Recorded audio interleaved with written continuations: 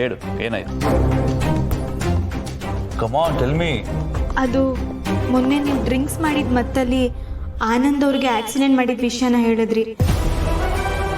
ಅದನ್ನು ಕೇಳ್ದಾಗಿಂದ ನನಗೆ ತುಂಬ ಭಯ ಆಗ್ತಿದೆ. ಅದರಿಂದ ನಂಗೆ ಆಚೆ ಬರೋದಕ್ಕೆ ಆಗ್ತಿಲ್ಲ. ಬೈ ಮಿಸ್ಟೇಕಾಗಿ ನಾನೇನಾದರೂ ಮಿಸ್ಟೇಕ್ ಮಾಡಿದ್ರೆ ನೀವು ನನಗೂ ಹಾಗೆ ಮಾಡ್ತೀರಾ? ನಿಮ್ಮನ್ನು ನೆನೆಸ್ಕೊಂಡಾಗೆಲ್ಲ ನನಗೆ ಆ ಇನ್ಸಿಡೆಂಟೇ ನೆನಪಾಗ್ತಿದೆ. ತುಂಬ ಭಯ ಆಗ್ತಿದೆ. ಎಂತ ಕೆಲಸ ಮಾಡ್ಕೊಂಡಿಯೋ ಜಡಿ, ಎಣ್ಣೆ ಏಟಲ್ಲಿ ಎಲ್ಲ ಬಾಯ್ ಬಿಟ್ಬಿಟ್ಟಿದ್ಯಲ್ಲೋ. ನೀವು ಹೇಳಿದ್ದನ್ನ ಕೇಳಿ ನಂಗೆ ಎಷ್ಟು ಭಯ ಆಯಿತು ಗೊತ್ತಾ? ಈಗಲೂ ನನಗೆ ಅದರಿಂದ ಆಚೆ ಬರೋಕ್ಕಾಗ್ತಿಲ್ಲ. Baby please calm down. ಯಾಕೆ ಇಷ್ಟೊಂದು ಅಪ್ಸೆಟ್ ಆಗ್ತಿದ್ಯಾ? ಅಲ್ಲ ಏನು ಯೋಚನೆ ಮಾಡ್ತಿದ್ಯಾ ಬೇಬಿ? ನೀನು ಅವನು ಒಂದೇನಾ ಬೇಬಿ? ನಿನಗೆ ನನ್ನ ಹಾರ್ಟಲ್ಲಿ ಎಂಥ ಸ್ಥಾನ ಕೊಟ್ಟಿದ್ದೀನಿ ಅದನ್ನು ಮರ್ತ್ಬಿಟ್ಟಿದ್ಯಾ? ಅದನ್ನು ಕನ್ಸಿಡರ್ ಮಾಡ್ಬೇಕು ತಾನೆ ಬೇಬಿ? ಅವನು ನನ್ನ ದಾರಿಗೆ ಅಡ್ಡ ಬರ್ತಿದ್ದ ಬೇಬಿ, ಅದಕ್ಕೆ ನನಗೆ ಬೇರೆ ದಾರಿ ಕಾಣಿಸ್ತಾ ಅವನ ದಾರಿ ತಪ್ಪಿಸ್ಬೇಕಾಯ್ತು ಅಷ್ಟೇನೆ. ನಿನಗೇನೊಂದು ವಿಚಾರ ಗೊತ್ತಾ? ನಮ್ಮಿಬ್ರು ರಿಲೇಶನ್ಶಿಪ್ ಬಗ್ಗೆ ನಮ್ಮ ಅಣ್ಣನ ಹತ್ರ ಫಿಟ್ಟಿಂಗ್ ಇಟ್ಟಿರೋದೆ ಅವನು. ಹೌದಾ? ಹೌದು ಬೇಬಿ, ಅದಕ್ಕೆ ನಾನು ಅಷ್ಟು ಅಪ್ಸೆಟ್ ಆಗಿದ್ದು. ಅವತ್ತು ಕಾರ್ ಶೋರೂಮ್ಗೆ ಅಣ್ಣ ಹೇಗೆ ಬಂದ ಅನ್ಕೊಂಡೆ ನೀನು? ಆನಂದ್ ಹೋಗಿ ಫಿಟ್ಟಿಂಗ್ ಇಟ್ಟು ಅಣ್ಣನ ಅಲ್ಲಿ ಬರೋ ಹಾಗೆ ಮಾಡಿರೋದು. I am sorry. ಇದು ಯಾವುದೂ ಗೊತ್ತಿಲ್ಲದೆ ನಿಮ್ಮನ್ನ ತಪ್ಪಾಗಿ ತಿಳ್ಕೊಬಿಟ್ಟೆ. ನಿಮ್ಗೆ ನನ್ನಿಂದ ಎಷ್ಟು ಹರ್ಟ್ ಆಗಿದೆ ಅಲ್ವಾ? I am sorry. Come on baby, chill. ಅದು ಬರೀ ನೀನು ಅಂತಲ್ಲ, ಇಡೀ ಪ್ರಪಂಚನೇ ಹಾಗೆ. ಯಾವಾಗ ಯಾರಾದರೂ ಒಳ್ಳೇದು ಮಾಡಿದ್ರೆ ಅದನ್ನು ಫಸ್ಟು ತಪ್ಪಾಗೆ ನೋಡೋದು. ಅದೇ ಟೈಮ್ ಹೋಗ್ತಾ ಹೋಗ್ತಾ ಗೊತ್ತಾಗತ್ತೆ ಅದು ಹಾಗಲ್ಲ ಹೀಗೆ ಅಂತ. ಇಡೀ ಟೋಟಲ್ ಪ್ರಪಂಚನೇ ಹಾಗೆ ಅಂದಮೇಲೆ ಇದ್ರಲ್ಲಿ ನಿಂದೇನು ತಪ್ಪಿಲ್ಲ ಬಿಡು. ನನಗಿದೆಲ್ಲ ಅಭ್ಯಾಸ ಆಗೋಗಿದೆ. ಪ್ರಾಬ್ಲಮ್ ಏನು ಗೊತ್ತಾ ಬೇಬಿ, ನೋಡೋಕ್ಕೆ ಸ್ವಲ್ಪ ವಿಲನ್ ಥರ ಕಾಣಿಸ್ತೀನಿ ಅಂತ ರಿಯಲ್ ಲೈಫಲ್ಲೂ ನನ್ನ ವಿಲನ್ ಅಂತ ನೆನ್ಕೊಂಡಿದ್ದಾರೆ. ಆದರೆ ಅವ್ರಿಗೆ ನಾನು ಒಳಗಿರೋ ಆ ಸಾಫ್ಟ್ ಮನ್ಸಾಗಲಿ ಅಥವಾ ಒಳ್ಳೆ ಫೀಲಿಂಗ್ಸ್ ಆಗಲಿ ಯಾವುದೇ ಕಾರಣಕ್ಕೂ ಅರ್ಥ ಆಗೋದಿಲ್ಲ, ಕಾಣಿಸೋದು ಇಲ್ಲ. ಟೈಮ್ ಬಂದಾಗ ಎಲ್ಲ ಗೊತ್ತಾಗುತ್ತೆ. It's okay, no problem. ನಾನೇ ಅದಕ್ಕೆ ಅಡ್ಜಸ್ಟ್ ಮಾಡ್ಕೊಂಡು ಹೋಗ್ಬಿಡ್ತೀನಿ. ಸಾರಿ. ಇನ್ಯಾವತ್ತೂ ನಿಮ್ಗೆ ಹರ್ಟ್ ಮಾಡಲ್ಲ. ಇನ್ಯಾವತ್ತೂ ನಿಮ್ಮ ತಪ್ಪಾಗಿ ತಿಳ್ಕೊಳ್ಳಲ್ಲ. Hey it's okay, chill, come on. Anand, ನಾನು ಈ ವಿಷಯನ ಮೊದಲು ಡುಮ್ಮಂಗೆ ಹೇಳ್ಬೇಕು. ತುಂಬಾನೇ ಖುಷಿ ಪಡ್ತಾನೆ. ಬೇಡ ಈಗಲೇ ಹೇಳೋದು ಬೇಡ. ಮತ್ತಿನ್ನು ಎಷ್ಟೊತ್ತಂತ ಹೇಳ್ದೆ ಇರೋದು? ನಾನು ಸ್ವಲ್ಪ ಹೊತ್ತಷ್ಟೇ. ಅವ್ನು ಬರ್ತಾನಲ್ಲ, ಆಗ ಅವನ ಎದುರಿಗೆ ಎಚ್ಚರಾಯ್ತು ಅನ್ನೋ ಥರ ಡ್ರಾಮಾ ಮಾಡ್ತೀನಿ. ಅವ್ನು ಯಾವ ಥರ ಫೀಲ್ ಮಾಡ್ತಾನೆ ಅಂತ ನಾನು ನೋಡಬೇಕು. ನೀನಂತೂ ಬದಲಾಗಲ್ಲ. ಸರಿ, ಈಗ ನೀನು ಹೋಗಿ ಅವನ್ನ ಕಳಿಸು, ನಾನು ಡ್ರಾಮಾ ಸ್ಟಾರ್ಟ್ ಮಾಡ್ತೀನಿ. ಹೋಗೋ, ಬರ್ತೀನಿ.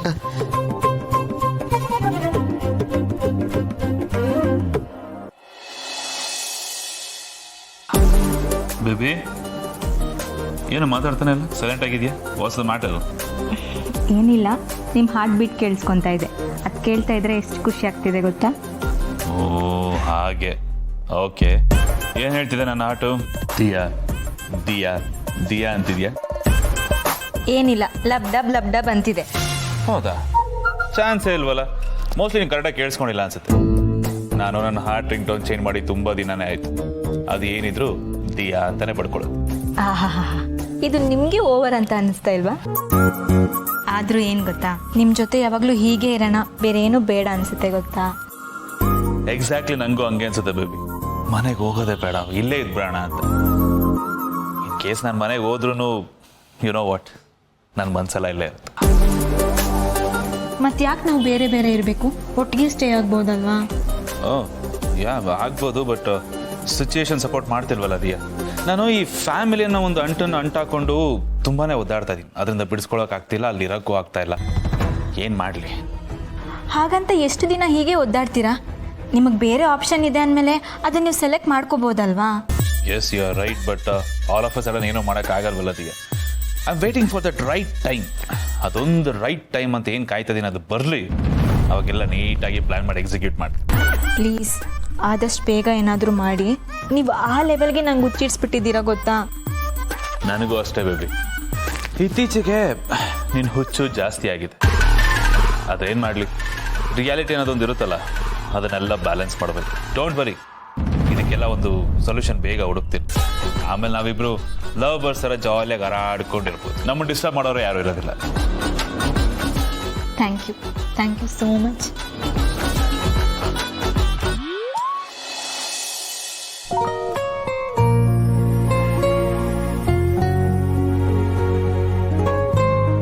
ತಡ್ಕೊಳಕ್ ಆಗದಿರೋಷ್ಟು ಕಾಟ ಕೊಡ್ತಾ ಇದೆಯಲ್ಲೋ, ಹೊಟ್ಟೆ ಹುಣ್ಣಾಕ್ಸೋ ಅಷ್ಟು ನಗಿಸ್ತಾ ಇದೆಯಲ್ಲೋ, ಎಲ್ಲೋಯ್ತು ಅದೆಲ್ಲ ಆನಂದ?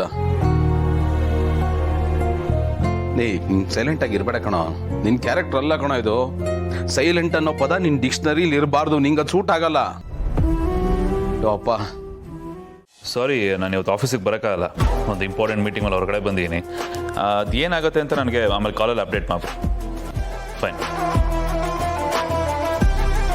ಕಾಫಿ. Thank you.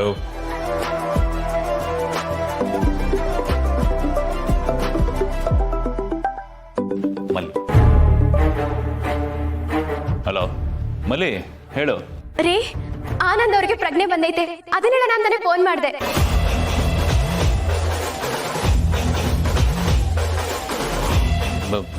ಮಲ್ಲಿ, ನಿಜ ಹೇಳ್ತಾ ಇದೀಯಾ? ಹ್ಞೂ ರೀ, ನಿಮ್ಮ ಮಾತ್ನಾಗ ಮೆಡಿಸಿನ್ ಐತೆ ಅಂತ ನಾನು ಹೇಳಿರ್ಲಿಲ್ವಾ? ನೋಡಿ, ನಾನು ಹೇಳ್ದಂಗೆ ಆಗೋಯ್ತು.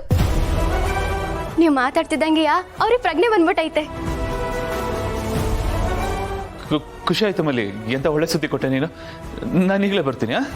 ಬಂದೆ. ಹ್ಞೂ ರೀ. No no no no no no no. Jai, ಏನಾಯ್ತು? ನನಗೆ ಪ್ರಜ್ಞೆ ಬಂದಿದೆ ಅಂತಿದ್ದೀಯಾ? ಏನ್ ಮಾಡ್ಲಿ ದಿಯಾ, ನಾನು ನೋಡ್ಬೇಕು. ಅವನು ಎಲ್ಲ ವಿಷಯ ಬಾಯ್ ಬಿಡಕ್ ಮುಂಚೆ ನಾನು ಇರ್ಬೇಕು ದಿಯಾ. ನಾನು ನೋಡ್ತೀನಿ. ಯಾ. ಸೀಜು. ಓಕೆ.